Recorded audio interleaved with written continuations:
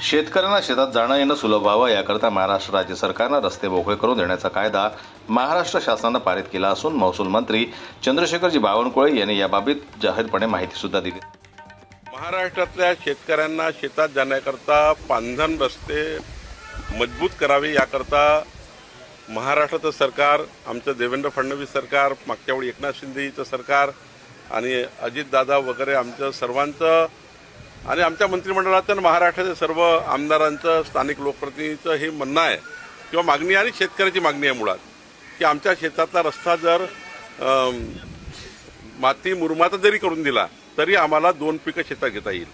आमचे राज्यमंत्री आशिष जयस्वालजींनी यांनी याच्यावर खूप मोठं काम केलं। एक नवीन शासन निर्णय त्यांनी आमच्यासमोर आणला। पांधन रस्ते बांधकामाकरता आशिष जयस्वालजींनी नागपूर पॅटर्न तयार केला। तो नागपूर पॅटर्न राज्यात राबवण्याची योजना तयार झाली। माननीय अजित पवारजींनी आपल्या बजेटच्या स्पीचमध्ये सुद्धा नागपूरच्या रामटेकच्या या पांधन रस्ते योजनेचा राज्याला लागू करण्याबद्दलचं सुतोवा केलं।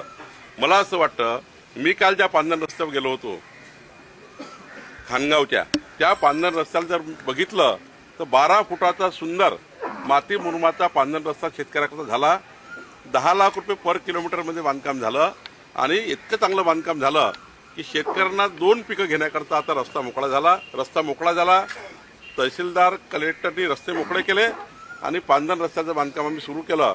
महाराष्ट्रामध्ये नागपूर पॅटर्न आम्ही राबवणार आहोत आणि महाराष्ट्राच्या सर्व शेतकऱ्यांना मी आश्वस्त करतो, देवेंद्र फडणवीस सरकार, आमचं सरकार महाराष्ट्राच्या संपूर्ण पांधन रस्त्याच्या कामाकडे लक्ष देणार आहे। अनेक दिवसांपासून पाणंद रस्त्यांवर अतिक्रमण करून बसलेले शेतकरी कायद्याला देखील जुमानत नसल्याचं दिसतंय।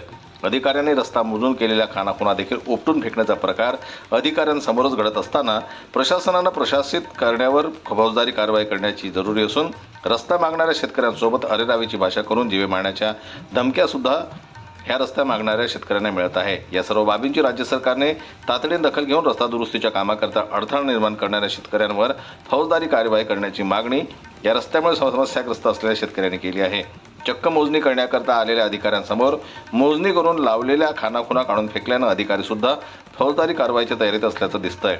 या सर्व बाबींमुळे प्रशासनानं सतर्कता दाखवून शेतकऱ्यांचे रस्ते मोकळे करून देण्याची मागणी परिसरातील शेतकऱ्यांनी केली आहे।